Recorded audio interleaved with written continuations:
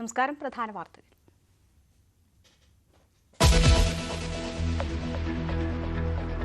വെഞ്ഞാറൻമൂട് കൂട്ടക്കൊലയിൽ 5 പേരുടെയും മരണം തലയ്ക്കടിയേറ്റെന്ന് postmortem report. 5 പേരെയും തലയോട്ടി തകർന്നാണ് മരിച്ചത്. മരിച്ചവരുടെ സംസ്കാരം അല്പസമയത്തിനകം. പ്രതി അഫാൻ മെഡിക്കൽ കോളേജിലെ പ്രത്യേക സെല്ലിൽ.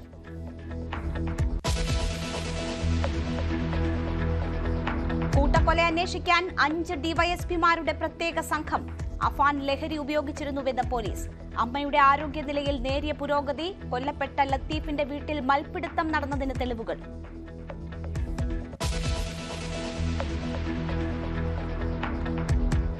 ആലപ്പുഴ ചെട്ടിക്കാട് ഗുണ്ടകൾ തമ്മിൽ ഏറ്റുമുട്ടി. കത്തിക്കുത്തിൽ ഒരാൾക്ക് ഗുരുതര പരിക്ക്.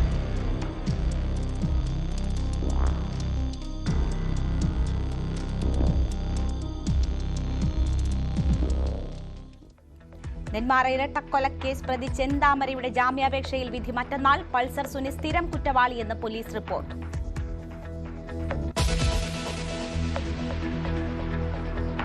നിലമ്പൂരിലെ ചുങ്കത്തറ പഞ്ചായത്തിൽ LDFന് തിരിച്ചടി. UDFന്റെ അവിശ്വാസ പ്രമേയം പാസായി. അവിശ്വാസ പ്രമേയത്തിനിടെ സംഘർഷം. PV അൻവറിന്റെ പൂട്ടിയിട്ടെന്ന് പരാതി.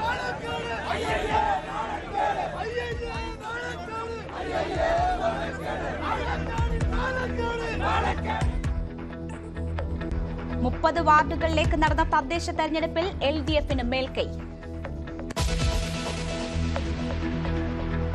മതവിദ്വേഷ കേസിൽ വീണ്ടും ജാമ്യഹർജി നൽകി PC ജോർജ്. ഈരാറ്റുപേട്ട മജിസ്ട്രേറ്റ് കോടതിയെ സമീപിച്ചു. ആശുപത്രിയിൽ നിരീക്ഷണത്തിൽ തുടരുന്നു.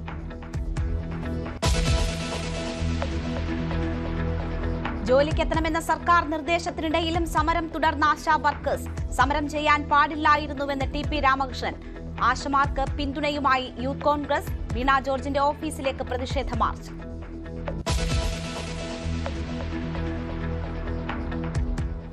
ഫ്രാൻസിസ് മാർപ്പാപ്പയുടെ ആരോഗ്യനിലയിൽ നേരിയ പുരോഗതി. ഭക്ഷണം കഴിച്ചു തുടങ്ങി. അപകടനില തരണം ചെയ്തിട്ടില്ലെന്നും വത്തിക്കാൻ.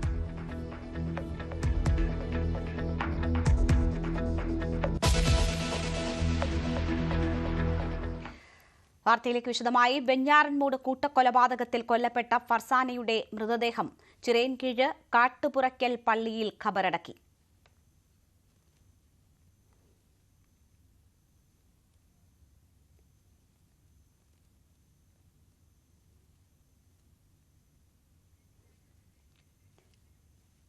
ലത്തീഫിന്റെയും ഷാഹിദയുടെയും സൽവ ബീവിയുടെയും അനിയൻ അഫ്സാന്റെയും മൃതദേഹം പാങ്ങോട് ജുമാ മസ്ജിദിലാണ് ഖബറടക്കുക.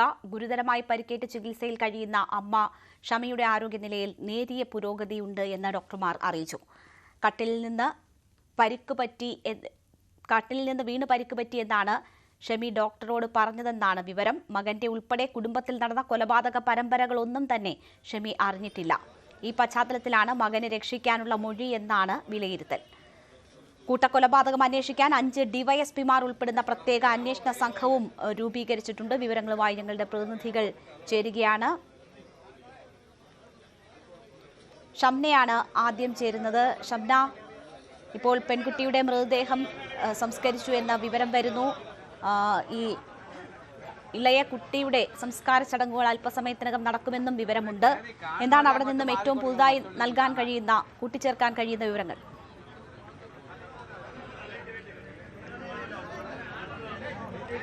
രേണു, നമ്മളിപ്പോൾ ഉള്ളത് പേരുമലയിലാണ്. ഇവിടെ ഈ അഫാന്റെ അനിയൻ അഫ്സാന്റെ മൃതദേഹം പൊതുദർശനത്തിനായി എത്തിച്ചിട്ടുണ്ട്. ഇപ്പോൾ ആംബുലൻസ് വന്ന് നിർത്തി മൃതദേഹം പൊതുദർശനത്തിനായി ഇറക്കുന്ന ദൃശ്യങ്ങളാണ് ഇപ്പോൾ പ്രേക്ഷകരിലേക്ക് എത്തിക്കുന്നത്. ഇവിടെ ഒരു നാടൊന്നാകെ ജാതിയോ മതമോ രാഷ്ട്രീയമോ ഒന്നുമില്ലാതെ ഒരു 13-കാരന്റെ മൃതദേഹം ഒന്ന് അവസാനമായി കാണാൻ, അവന് വേണ്ടി പ്രാർത്ഥിക്കാൻ ഒരു നാടൊന്നാകെ കാത്തു നിൽക്കുന്ന കാഴ്ചയാണ് ഇവിടെ ഉള്ളത്. അതിക്രൂരമായാണ് ഈ 13 വയസ്സുള്ള അഫ്സാൻ കൊല്ലപ്പെട്ടത്. അതിക്രൂരമായ കൊലപാതകം, അതൊരു സംശയമില്ലാതെ പറയാൻ കഴിയും. കാരണം ഈ ആംബുലൻസ് കയറ്റിയ ഡ്രൈവർ അടക്കം നമ്മുടെ പ്രതിനിധി രാൻകുര്യനോട് പറഞ്ഞിരുന്നു, കുട്ടിക്ക് ഒരു കണ്ണുണ്ടായിരുന്നില്ല. ചുറ്റി കൊണ്ട് തലക്കടിച്ച് ഒരു കണ്ണ് ഉള്ളിലേക്ക് പോയ അവസ്ഥയിലായിരുന്നു ഈ കുട്ടിയുടെ മൃതദേഹം ഉണ്ടായിരുന്നത്. അത്രയധികം ക്രൂരമായി കൊല ചെയ്യപ്പെട്ട ആ 13 വയസ്സുകാരന്റെ മൃതദേഹം ഇപ്പോൾ ഈ നാട്ടിൽ അവൻ കളിച്ച് വളർന്ന ആ നാട്ടിൽ പൊതുദർശനത്തിന് വേണ്ടി എത്തിക്കുന്ന ദൃശ്യങ്ങളാണ്. അതിവൈകാരികമാണ്. അതിനപ്പുറം മറ്റൊന്നും നമുക്ക് പറയാനില്ല. കാരണം ഒരു 13 വയസ്സിൽ എപ്പോഴും ഈ ചേട്ടനും അനിയനും ഒന്നിച്ചായിരിക്കും ഭക്ഷണം കഴിക്കാൻ പോവാൻ, പള്ളിയിൽ പോവാൻ, എന്താവശ്യത്തിനും അനിയനെ ചേർത്ത് നിർത്തുന്ന, എപ്പോഴും ഒന്നിച്ച് കൊണ്ടുപോകുന്ന ഒരു ജ്യേഷ്ഠൻ.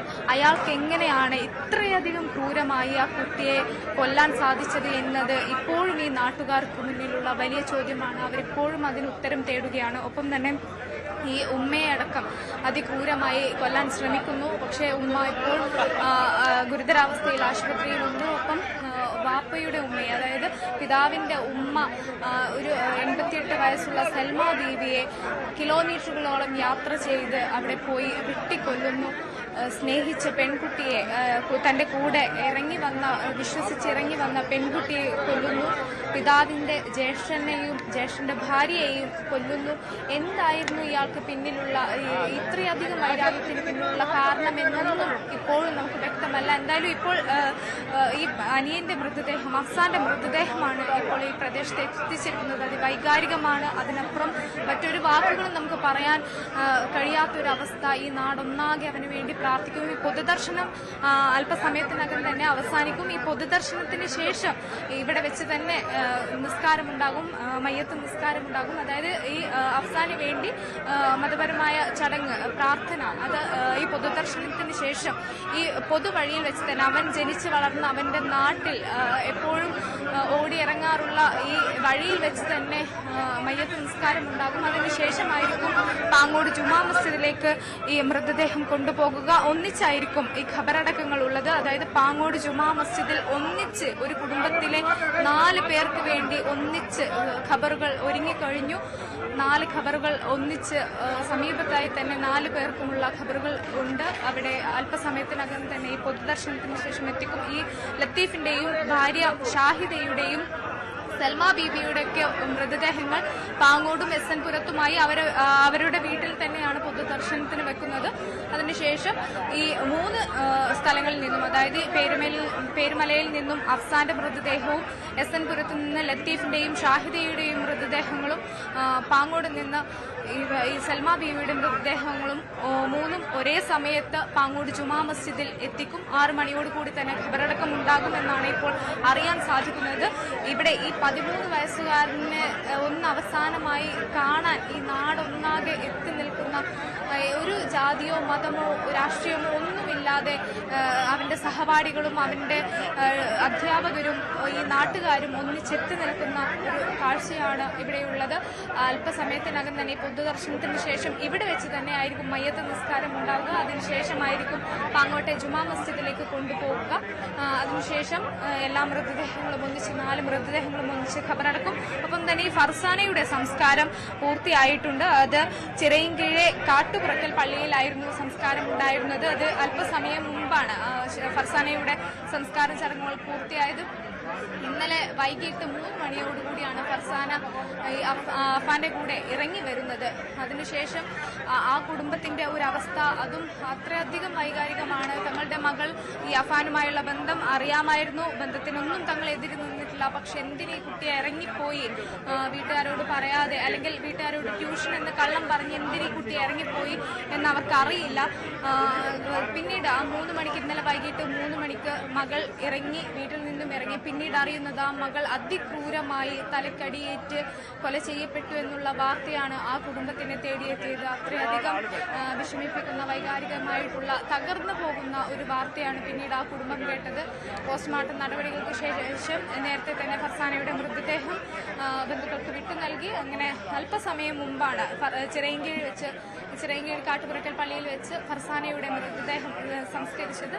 മറ്റ് 4 പേരുടെയും മൃതദേഹങ്ങൾ ഉടൻ തന്നെ ഈ പാങ്ങോട് ജുമാ മസ്ജിദിൽ വെച്ച് സംസ്കരിക്കുന്നതാണ്. എന്തായാലും ഉമ്മ ഇപ്പോഴും ഗുരുതരാവസ്ഥയിൽ ആശുപത്രിയിൽ കഴിയുന്നു എന്നൊരു വാർത്ത കൂടി വരുന്നുണ്ട്. ഇവിടെ നമുക്ക് കാണാം, രേണു ദൃശ്യങ്ങളിൽ അവസാനമായി ആ 13കാരനെ ഒന്ന് കാണാൻ ഒരു നാടൊന്നാകെ എത്തിയിരിക്കുകയാണ്.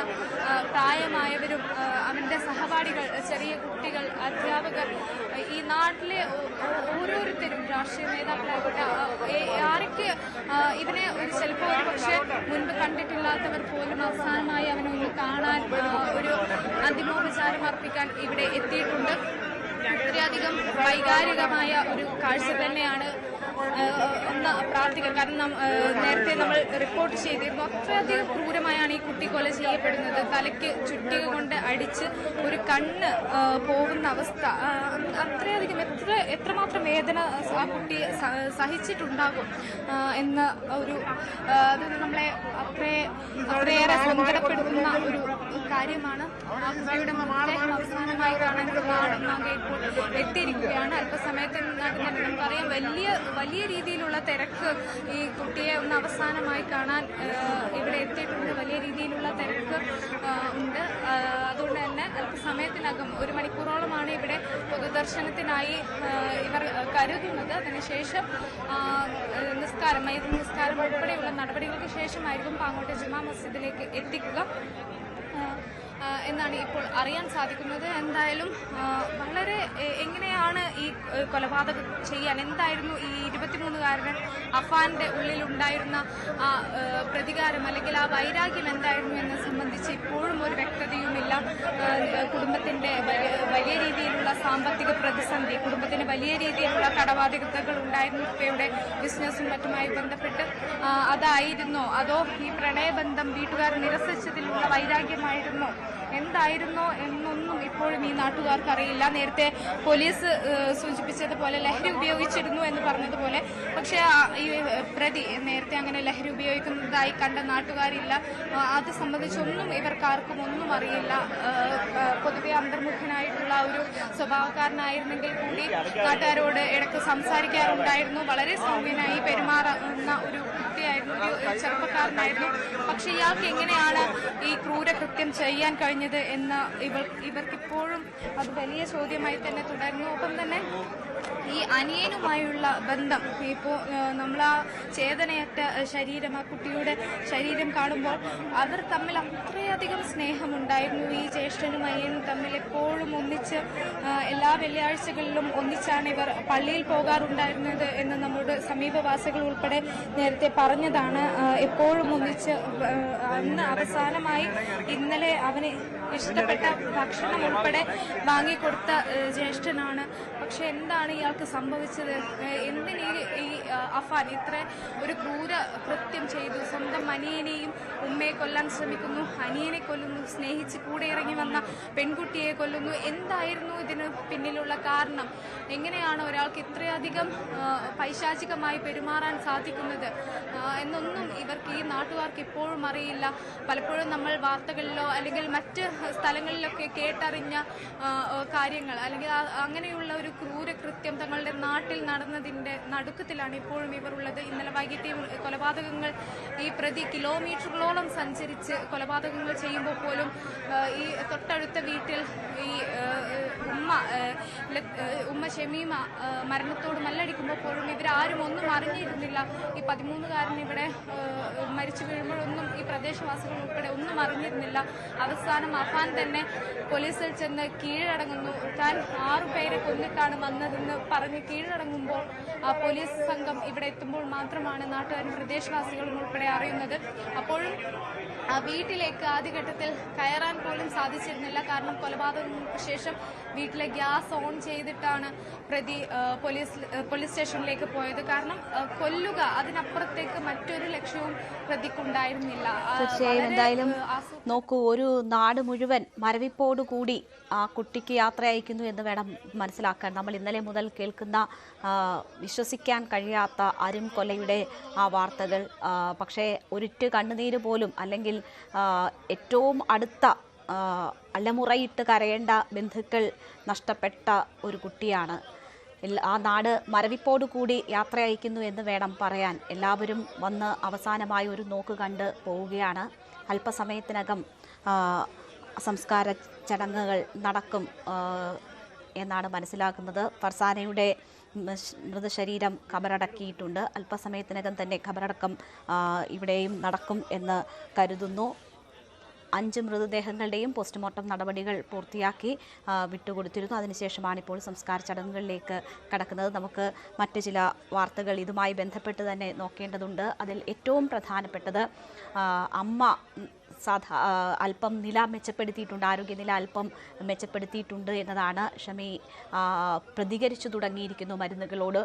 ഒപ്പം തന്നെ പോലീസിനോടാണ് ആദ്യ മൊഴി നൽകിയിരിക്കുന്നത് എന്നതാണ് മനസ്സിലാക്കുന്നത്. എന്തായാലും അത് കട്ടിലിൽ നിന്ന് വീണ് പരിക്കേറ്റു, ഡോക്ടറോടാണ് വെളിപ്പെടുത്തിയിരിക്കുന്നത്. കട്ടിലിൽ നിന്ന് വീണ് പരിക്കേറ്റു എന്ന്. ഇപ്പോൾ നടന്നിട്ടുള്ള സംഭവങ്ങൾ, അവരുടെ പ്രിയപ്പെട്ട 14 വയസ്സ് മാത്രം പ്രായമുള്ള ഇളയ കുട്ടിയെ ഉൾപ്പെടെ നഷ്ടപ്പെട്ട വിവരങ്ങളൊന്നും തന്നെ അവർ അറിഞ്ഞുപോലും ഉണ്ടാകില്ലായിരിക്കാം ഒരുപക്ഷെ. എന്തായാലും കട്ടിലിൽ നിന്ന് വീണ് പരിക്കേറ്റു എന്നതാണ് ഡോക്ടറോട് പറഞ്ഞിരിക്കുന്നത്. ഇപ്പോൾ അരുൺ മോഹൻ വിവരങ്ങളുമായി നമുക്കൊപ്പം ചേരുകയാണ്. അരുൺ, ഈ നാടിനെ ആകെ നടുക്കിയ ഈ കൊലപാതക പരമ്പരയുടെ സ്വന്തം മകൻ ചെയ്ത ഈ കൊടും ക്രൂരകൃത്യത്തിൻ്റെ വിവരങ്ങളൊന്നും തന്നെ അവർ മനസ്സിലാക്കിയിട്ടുണ്ടാവില്ല. അവർക്ക് എന്ത് സംഭവിച്ചു എന്നത് മാത്രമായിരിക്കും അവർക്കറിയാവുന്നത്. പക്ഷേ അത് ഡോക്ടറോട് വെളിപ്പെടുത്താൻ തയ്യാറായിട്ടില്ല എന്നാണ് മനസ്സിലാക്കുന്നത്. എന്താണ് നമുക്കറിയാൻ കഴിഞ്ഞ വിവരങ്ങൾ? അത് തന്നെയാണ്. ആ അമ്മയ്ക്ക് ഉണ്ടായ വേദന മാത്രമേ അമ്മ ഇപ്പം മനസ്സിലാക്കുന്നുള്ളൂ. അമ്മയ്ക്കുണ്ടായിരുന്ന ഉറ്റവരും ഉടയവരും നഷ്ടപ്പെട്ടു പോയി എന്നുള്ള വിവരം ആ അമ്മ അറിയുന്നില്ല എന്ന് തന്നെയാണ് നമുക്ക് മനസ്സിലാക്കാൻ കഴിയുന്നത്. ഒരു നേരിയ ആശ്വാസം ഇപ്പോൾ ഈ ഗോകുലം ആശുപത്രിയിൽ ചികിത്സയിൽ കഴിയുന്ന ഈ പ്രതിയുടെ അമ്മ ഷമിക്ക് നേരിയ പുരോഗതി, ആരോഗ്യത്തിൽ നേരിയ പുരോഗതി ഉണ്ടെന്നുള്ളൊരു ആശ്വാസ വാർത്ത നമ്മൾ നേരത്തെ പങ്കുവച്ചത് തന്നെയാണ്. അമ്മ ഇപ്പോൾ ഡോക്ടറോട് ഉൾപ്പെടെ പ്രതികരിച്ചു തുടങ്ങിയത് കട്ടിലിൽ നിന്ന് വീണതാണ്, അങ്ങനെ പറ്റിയതാണ് എന്നാണ് പറഞ്ഞത്. കാരണം മകനും പറയുന്ന ബന്ധുക്കളൊക്കെയും നഷ്ടപ്പെട്ട വിവരം മകനെ മൃഗീയമായി, നേരത്തെ സൂചിപ്പിച്ചതുപോലെ ഈ പറയുന്ന 13കാരന്റെ മുഖം കാണാൻ കഴിയാത്ത തരത്തിൽ വികൃതമാക്കിയ അവസ്ഥയിലായിരുന്നു ആ നരാധവൻ ആ ബാലനെ കൊലപ്പെടുത്തിയതെന്നുള്ളത് നമുക്ക് സമൂഹ മനസ്സാക്ഷിയെ ഞെട്ടിക്കുന്ന ഒരു വസ്തുതയാണ്. ആ അവസ്ഥയിൽ നിൽക്കുമ്പോൾ അതുപോലും അതറിയാതെയാണ് അമ്മ സ്വന്തം മകനെ രക്ഷിക്കാൻ വേണ്ടി തനിക്ക് പറ്റിയത്, തനിക്ക് കട്ടിൽ നിന്ന് വീണതാണെന്നുള്ള മൊഴിയിൽ പക്ഷേ പറയുകയായിരുന്നു. ഇത് മുഖവിലക്കെടുക്കാത്തത് കാരണം മറ്റു വിവരങ്ങൾ ഈ അമ്മ അറിഞ്ഞില്ല എന്നുള്ളത് ഡോക്ടർമാർക്കും മറ്റു അവിടെയുള്ളവർക്കും അറിയാവുന്നുള്ളത് കൊണ്ട് തന്നെയാണ് അത് കാര്യമായി എടുക്കാത്തത്. ഈ നമുക്ക് മനസ്സിലാക്കുന്നതനുസരിച്ച് അമ്മയുടെ മുഖത്ത് 13ഓളം അടി അമ്മയുടെ മുഖത്തും ഏറ്റിട്ടുണ്ടായിരുന്നു. അമ്മയുടെ ഈ തലയോട്ടിയിൽ പൊട്ടലേറ്റിട്ടുണ്ട്. പക്ഷേ തലയോട്ടി മാറാത്ത കാരണം ഒരു സർജറിയുടെ ആവശ്യമില്ല എന്നുള്ളതാണ് ഇപ്പോൾ പ്രാഥമികമായി നമുക്കറിയാൻ കഴിയുന്നത്. എന്തായാലും നേരിയ പുരോഗതി അമ്മയ്ക്ക് സംഭവിക്കുന്നു എന്നുള്ള പ്രതീക്ഷ തന്നെയാണ് നമുക്ക് ഈ അവസരത്തിൽ, ഈ ദുഃഖം തിളങ്ങിട്ട് നിൽക്കുന്ന ഈ സാഹചര്യത്തിൽ ആ ഒരു പ്രതീക്ഷ മാത്രം നമുക്കിവിടെ പങ്കുവയ്ക്കാൻ കഴിയുക. അരുൺ മോഹൻ, അല്പം ആരോഗ്യനില മെച്ചപ്പെട്ടിട്ടുണ്ട് എന്നതാണ് അവസ്ഥ. പക്ഷേ എന്താണ് ഈ കൊലപാതകത്തിലേക്ക് നയിച്ച കാരണങ്ങൾ എന്നത് ഇനിയും വ്യക്തമായിട്ടില്ല. മൊഴികളിൽ ചില വൈരുദ്ധ്യങ്ങളുണ്ട് എന്നത് പോലീസിൽ നിന്ന് അറിയാൻ കഴിയുന്നു. ഈ പ്രതി പറയുന്ന പല കാര്യങ്ങളിലും വൈരുദ്ധ്യങ്ങളുണ്ട് എന്നത്. അപ്പോൾ എന്താണ് ഇതിന്റെ യഥാർത്ഥ കാരണം എന്നത് ഒരുപക്ഷെ ഈ അമ്മയിൽ നിന്ന് മാത്രമാണ് അറിയാൻ കഴിയുക, യഥാർത്ഥ കാരണങ്ങൾ എന്താണ് എന്നത്. അങ്ങനെ ഒരു സാഹചര്യത്തിലേക്ക് എത്താൻ കുറേ അധികം സമയം കാത്തിരിക്കേണ്ടി വരുമോ? ഇപ്പോഴത്തെ അവസ്ഥയിൽ എന്താണ് ഡോക്ടർമാർ പറയുന്നത്? തീർച്ചയായും രേണുക, ഇപ്പോൾ നമുക്ക് കിട്ടിയ വിവരം മരുന്നുകളോട് പ്രതികരിക്കുന്നു, വന്ന അവസ്ഥയിൽ നിന്ന് നേരിയ പുരോഗതി സംഭവിച്ചിരിക്കുന്നു. പ്രതികരിച്ചതിന്റെ ഭാഗമായാണ് ഇങ്ങനെ ഒരു വിവരം നമുക്ക് ലഭ്യമായതും. പക്ഷെ ഇനിയും ഏറെ പുരോഗമിക്കുന്നു. കാരണം നമ്മൾ നേരത്തെ സൂചിപ്പിച്ചതുപോലെ മുഖത്ത് മാരകമായ പരിക്കുകളാണ് ഈ അമ്മയ്ക്ക് കിട്ടിയത്, അല്ലെങ്കിൽ മകൻ സമ്മാനിച്ചത് എന്ന് വേണമെങ്കിൽ നമുക്ക് പറയാം. ആ ഒരു ദുരവസ്ഥയിൽ തന്നെയാണ് അമ്മ ഇപ്പോഴും കഴിയുന്നത്. നമുക്ക് എന്തായാലും വളരെ പ്രതീക്ഷയിൽ തന്നെയാണ്. ഏതായാലും വരും മണിക്കൂറുകൾ നമുക്ക് കൂടുതൽ അപ്ഡേഷൻസ് വന്ന് അമ്മയ്ക്ക് സുഖം പ്രാപിക്കുമെന്ന പ്രതീക്ഷയിൽ തന്നെയാണ് ഡോക്ടർമാരും വിലയിരുത്തുന്നത്. അതേസമയം ഇന്ന് ഈ ആശുപത്രിയിൽ കഴിയുന്ന പ്രതിയെ ആറ്റിങ്ങൽ DYSPയുടെ നേതൃത്വത്തിലുള്ള പോലീസ് സംഘം എത്തി മൊഴി രേഖപ്പെടുത്തി എന്നുള്ള വിവരവും മനസ്സിലാവുന്നു. കാരണം ഇയാൾ എലിവിഷം കഴിച്ചു എന്ന് പറയുമ്പോൾ ഏകദേശം 24 മണിക്കൂറോളം വേണം ഇതിനൊരു വിഷത്തിന്റെ കാഠിന്യം എത്രത്തോളം ശരീരത്തിൽ ഏറ്റിട്ടുണ്ടെന്ന് മനസ്സിലാക്കാൻ.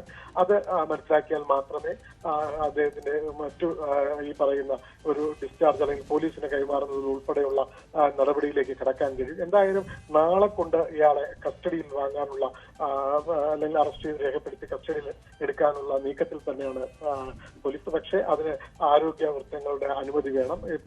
ഇപ്പോൾ പ്രത്യേക നിരീക്ഷണ സ്ഥലത്താണ് ഇയാൾ കഴിയുന്നെങ്കിലും ആരോഗ്യ ഡോക്ടർമാരുടെ പ്രത്യേക സംഘത്തിന്റെ നിരീക്ഷണത്തിലും സംരക്ഷണയിലുമാണ് ഇപ്പോൾ പ്രതി. ഒപ്പം പോലീസും ചുറ്റും ഉണ്ട് എന്ന് മാത്രം നമുക്ക് പറയാം. നാളെ ഇയാളെ കസ്റ്റഡിയിൽ വാങ്ങി കൂടുതൽ ചോദ്യം ചെയ്യുന്നതിലൂടെയും ഒപ്പം ഷമിക്ക് സുഖം പ്രാപിച്ച് സംസാരിച്ചു തുടങ്ങുന്നതോടുകൂടിയും സംഭവത്തിന്റെ ചീടുകൾ അഴിഞ്ഞു തുടങ്ങുമെന്നാണ് രേണുക നമുക്കിപ്പോൾ മനസ്സിലാക്കാൻ കഴിയുന്നത്. രേണുക, അരുൺ മോഹനാണ് വിവരങ്ങൾ നൽകിയത്. ഒരു മകൻ ഒരു നാടിനെ ആകെ വിറപ്പിച്ച കൂട്ടക്കൊലപാതകത്തിലെ പ്രതിയായി പോലീസിന്റെ കസ്റ്റഡിയിലാണ്. മറ്റൊരു മകൻ ചേതനയറ്റ ശരീരം ആ ഒരു മകനിൽ നിന്ന് തന്നെ ഏറ്റ ക്രൂരതയുടെ ബാക്കി പത്രമായി ജീവനറ്റ് കിടക്കുന്നു. അതൊന്നും ആ അമ്മ അറിഞ്ഞിട്ടില്ല. ആ അമ്മ വീണ് പരിക്കേറ്റു എന്ന വിവരമാണ് ഡോക്ടർമാർക്ക് നൽകിയിരിക്കുന്നത്. എന്തായാലും എന്താണ് ഈ കൊടും ക്രൂരകൃത്യങ്ങളിലേക്ക് നയിച്ചത് അഫാനെ എന്നത് ഇനിയും വ്യക്തമാകേണ്ടിയിരിക്കുന്നു. പോലീസ് വിശദമായ അന്വേഷണത്തിന് തയ്യാറെടുക്കുന്നു എന്നാണ് മനസ്സിലാകുന്നത്. വലിയൊരു സംഘം തന്നെ അതുമായി ബന്ധപ്പെട്ട് രൂപീകരിച്ചിരിക്കുന്നു. ആ പ്രത്യേക അന്വേഷണ സംഘമായിരിക്കും ഇനി ഈ കേസ് അന്വേഷിക്കുക. എന്തിന് ഈ കൊടും ക്രൂരകൃത്യം നടത്തി എന്നതാണ് ഇനിയും കണ്ടെത്താൻ കഴിയാത്തതായിട്ടുള്ളത്. അതിനെക്കുറിച്ചായിരിക്കും കൂടുതൽ അന്വേഷണങ്ങൾ ഉണ്ടാവുക. സാമ്പത്തിക പ്രതിസന്ധിയെന്നും വിവാഹത്തിനുള്ള അനുമതി നൽകാത്തത് തുടങ്ങി പല കാര്യങ്ങൾ പറയുന്നുണ്ട് എങ്കിൽ പോലും അതിൽ വ്യക്തത വരുന്നില്ല എന്നൊരു സാഹചര്യം ഉണ്ട്. ഇപ്പോൾ 5 ഡിവൈഎസ്പിമാർ ഉൾപ്പെടുന്ന പ്രത്യേക അന്വേഷണ സംഘം രൂപീകരിച്ചിരിക്കുകയാണ്. അന്വേഷണത്തിനായി വിവരങ്ങളുമായി നമുക്കൊപ്പം വി വിനോദ് ചേരുകയാണ്. വിനോദ്, 5 ഡിവൈഎസ്പിമാരുടെ സംഘമാണ് അന്വേഷിക്കുക. നമ്മൾ പലതരത്തിലുള്ള ക്രൂരകൃത്യങ്ങളുടെ വാർത്തകൾ കഴിഞ്ഞ കുറേയായി കേൾക്കുന്നുണ്ടെങ്കിൽ പോലും അതിൽ അങ്ങേയറ്റം സ്വന്തം കുടുംബത്തിലെ അംഗങ്ങളെ ഒരു മടിയുമില്ലാതെ കൊന്നു തള്ളിയതിൻ്റെ, അതും വെറും മണിക്കൂറുകൾക്കുള്ളിൽ കൊന്നു തള്ളിയതിൻ്റെ വലിയ ഞെട്ടിപ്പിക്കുന്ന ഒരു വാർത്തയാണ്. അപ്പോൾ അതേ പ്രാധാന്യത്തോടു കൂടി അതിൻ്റെ അന്വേഷണം നടക്കണം എന്നതാണോ ഈ രീതിയിൽ ഒരു സംഘം രൂപീകരിച്ചത് കൊണ്ട് ഉദ്ദേശിക്കുന്നത്? രേണുക, 25 കിലോമീറ്റർ ചുറ്റളവ്, 3 വീടുകൾ, ഇവിടങ്ങളിലായി 5 കൊലപാതകങ്ങൾ. അതുകൊണ്ട് തന്നെ വിപുലമായ അന്വേഷണമാണ് വേണ്ടത്. ഓരോ സ്ഥലത്തും തെളിവെടുപ്പ് നടത്തേണ്ടതുണ്ട്, ശാസ്ത്രീയ തെളിവുകൾ ശേഖരിക്കേണ്ടതുണ്ട്, CCTV ദൃശ്യങ്ങളടക്കം ഈ കേസിന് ഭാവിയിലേക്കുള്ള നടപടിക്കായി ശേഖരിക്കേണ്ടതുണ്ട്. അതുകൊണ്ട് തന്നെ വിപുലമായ ഒരു അന്വേഷണ സംഘം വേണം. IG അക്കാര്യമാണ് വ്യക്തമാക്കിയത്. അതിന്റെ അടിസ്ഥാനത്തിലാണ് 5 ഡിവൈഎസ്പിമാരെ ഉൾപ്പെടുത്തിയുള്ള അന്വേഷണത്തിന് തീരുമാനിച്ചത്. ഈ കേസുമായി ബന്ധപ്പെട്ട് സാമ്പത്തിക കാര്യങ്ങൾ തന്നെയാണ് ഈ കൊലപാതകങ്ങൾക്ക് അടിസ്ഥാനമായതെന്ന വിവരമാണ് ഇപ്പോൾ പുറത്തു വരുന്നത്. ഈ കൊലപാതകത്തിന് നേരത്തെ തന്നെ വീടുമായി ബന്ധപ്പെട്ട് പല പല കാര്യങ്ങൾ ഉണ്ടായിരുന്നു. ഈ സാമ്പത്തിക പ്രശ്നങ്ങൾ ഉന്നയിച്ചിരുന്നു, വീട്ടുകാർക്കിടയിലെ തർക്കങ്ങൾ ഉണ്ടായിരുന്നു. ഈ കാര്യങ്ങളെല്ലാം തന്നെ പലപ്പോഴായി നേരത്തെ ഉണ്ടായിരുന്നു എന്നതാണ് പുറത്തു വരുന്ന വിവരങ്ങൾ. അപ്പോൾ ഇത് ചേർത്ത് വെക്കുമ്പോൾ പെട്ടെന്നുണ്ടായ പ്രകോപനത്തിലെ കൊലപാതകമല്ല, സാമ്പത്തിക വിഷയങ്ങൾ തന്നെയാണ് ഇതിന് കാരണമായതെന്ന് വിലയിരുത്തപ്പെടുന്നു. വീട്ടുകാർ നേരത്തെ തന്നെ ഈ പ്രതി അഫാൻ പറയുന്നത്, അഫാന്റെ പിതാവ് ആ കുടുംബത്തിലെ ഏറ്റവും ഇളയ സന്താനമാണ്. ആ മകന് ഒരു സഹായം കുടുംബത്തിൽ നിന്ന് ലഭിച്ചില്ല. പണം കടം കൊടുത്തവർ വീട്ടിൽ വന്ന് തിരികെ ചോദിക്കുന്ന സാഹചര്യമുണ്ടായി. അടുത്ത ബന്ധുക്കൾ ഇങ്ങനെ ചോദിച്ചത് മാനസിക പ്രയാസമുണ്ടാക്കി എന്നൊക്കെയാണ് ഇതിൽ പറയുന്നത്. പക്ഷേ ഈ ലഹരി ഉപയോഗം ഇതിനൊരു പ്രധാന കാരണമായി പറയുന്നുണ്ട്. പോലീസ് ലഹരി ഉപയോഗം സ്ഥിരീകരിച്ചിട്ടുണ്ട്. ഒരു ജോലിക്കും പോകാതിരുന്ന അഫാന് എങ്ങനെയാണ് ജീവിത ചെലവുകൾ, പ്രത്യേകിച്ച് ആഡംബര ജീവിതമാണ് നയിച്ചിരുന്നതെന്ന വിവരം കൂടി പുറത്തു വരുന്നുണ്ട്. മുന്തിയ മൊബൈൽ ഫോണും വില കൂടിയ ബൈക്കും മറ്റു കാര്യങ്ങളും ഒക്കെ തന്നെ ഉപയോഗിച്ചിരുന്ന നിന്നും പണം വാങ്ങിയിരുന്നു, അമ്മയിൽ നിന്ന് പണം വാങ്ങിയിരുന്നു. പിതാവിന്റെ ബിസിനസ് അത് നഷ്ടത്തിലേക്ക് പോയതിൽ നിരാശനായിരുന്നു. ഏതാണ്ട് 70 ലക്ഷം രൂപയുടെ നഷ്ടം സൗദി അറേബ്യയിലെ ബിസിനസ്സിൽ ഉണ്ടായി എന്ന വിവരം. പിതാവിന് ട്രാവൽ ബാൻ ഉണ്ടെന്ന സാഹചര്യം കൂടി നമുക്ക് ലഭിക്കുന്നുണ്ട്. ഏതായിരുന്നാലും ഇങ്ങനെ ഒരു കൊടും ക്രൂരകൃത്യത്തിലേക്ക് പോയതിന് പിന്നിൽ ലഹരിയുടെ ഉപയോഗമുണ്ട് എന്നത് തന്നെയാണ് പ്രധാനമായും പറയുന്നത്. അതിൽ വിശദമായ അന്വേഷണം നടത്തി കുറ്റവാളിക്ക് പരമാവധി ശിക്ഷ വാങ്ങി നൽകുക, അത് തന്നെയാണ് അന്വേഷണ സംഘത്തിന് മുന്നിലുള്ള കാര്യം. അമ്മയുടെ ആരോഗ്യനില മെച്ചപ്പെട്ടു വരികയാണ്. അമ്മയുടെ മൊഴി ഈ കേസിൽ വളരെ നിർണായകമാകുകയും ചെയ്യും. രേണുക, അമ്മയുടെ മൊഴിയാണ് ഏറ്റവും നിർണായകമാവുക. നില അല്പം മെച്ചപ്പെട്ടിട്ടുണ്ട് എന്ന വിവരം ആശുപത്രിയിൽ നിന്ന് വരുന്നു. ഡോക്ടർമാരോട് വീണ് പരിക്കേറ്റു എന്ന വിവരമാണ് ആ അമ്മ ഇപ്പോൾ നൽകിയിട്ടുള്ളത്.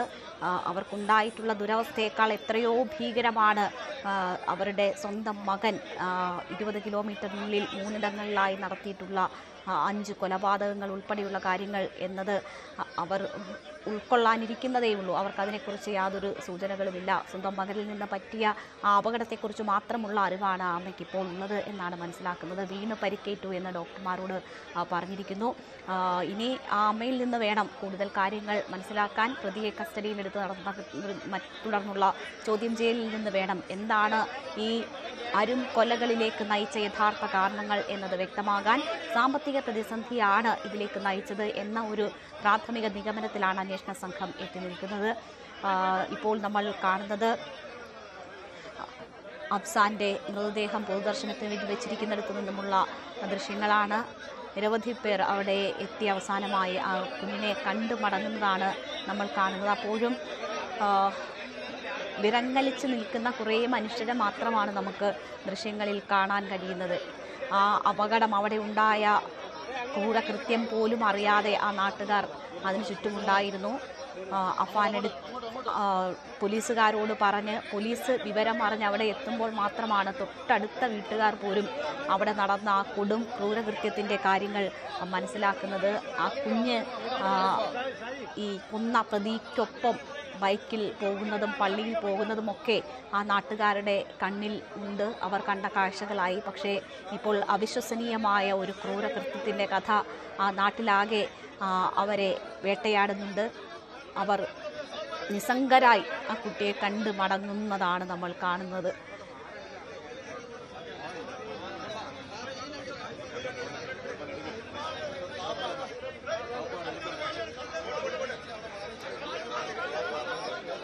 എന്തായാലും 5 പേരുടെയും മൃതദേഹം പോസ്റ്റ്മോർട്ടം നടപടികൾക്ക് ശേഷം വിട്ടുകൊടുത്തിരിക്കുന്നു. ഫർസാനയുടെ മൃതദേഹം ഖബറടക്കി. അഫ്സാന്റെ മൃതദേഹം പൊതുദർശനത്തിന് ശേഷം അല്പസമയത്തിനകം തന്നെ ഖബറടക്കും. ബന്ധുക്കളുടെ മൃതദേഹം ഒരേ ഇടത്ത് തന്നെയാണ് ഖബറടക്കുന്നത്. അതിനുള്ള ഒരുക്കങ്ങളൊക്കെ പൂർത്തിയായിരിക്കുകയാണ്. ചില മാർക്കറ്റിംഗ് വാർത്തകൾ കൂടി കാണാനുണ്ട്. സ്വതന്ത്ര 5G ലഭ്യതയിൽ ജിയോയുടെ കരുത്തിൽ മുന്നേറി ഇന്ത്യ. 2024 സാമ്പത്തിക വർഷത്തെ 3ാം പാദത്തിലെ കണക്കനുസരിച്ച് 170 മില്യൺ 5G ഉപയോക്താക്കളാണ് ജിയോയ്ക്കുള്ളത്.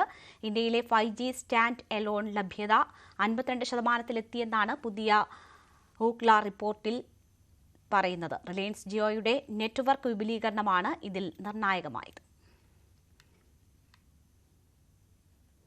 നിർധന വൃക്ക രോഗികൾക്കായി കോഴിക്കോട് ഹാൽസിയോൺ ചാരിറ്റബിൾ ട്രസ്റ്റിന്റെ മെഡിക്കൽ ലാബ് പ്രവർത്തനം തുടങ്ങി. ട്രസ്റ്റിന്റെ 10ാം വാർഷികത്തോടനുബന്ധിച്ചായിരുന്നു ആധുനിക സൗകര്യങ്ങളോടെയുള്ള മെഡിക്കൽ ലാബ് പ്രവർത്തനം തുടങ്ങിയത്. ഓരോ 2 ദിവസങ്ങളിലും 6 ബാച്ചുകളിലായി 80 പേർക്ക് വീതം ഡയാലിസിസിന് സൗകര്യമുണ്ടാകും. Medical lab PK group chairman PK അഹമ്മദും Malabar group of company chairman MP അഹമ്മദും ചേർന്ന് ഉദ്ഘാടനം ചെയ്തു. മൈ ക്രെഡിറ്റ്സ് പദ്ധതി അവതരിപ്പിച്ച് GTech. ദേശീയ വിദ്യാഭ്യാസ നയത്തിന്റെ ഭാഗമായി ഇൻഡസ്ട്രി ലിങ്ക്ഡ് കോഴ്സുകൾക്ക് ക്രെഡിറ്റ് പോയിന്റുകൾ ലഭ്യമാക്കുന്നതാണ് പദ്ധതി. വിദ്യാർത്ഥികൾക്ക് ക്രെഡിറ്റ് സിസ്റ്റത്തിലൂടെ ഷോർട്ട് ടേം കോഴ്സുകൾക്ക് സ്കിൽ സർട്ടിഫിക്കറ്റുകൾ ലഭ്യമാക്കും. ധാരണാപത്രം GTech ചെയർമാനും MDയുമായ മെഹ്റൂഫ് മൺലുടിയും സ്കിൽസ് യൂണിവേഴ്സിറ്റിയുടെ ഫൗണ്ടറും ചാൻസലറുമായ പ്രവേശ് ദുനാനിയും കൈമാറി.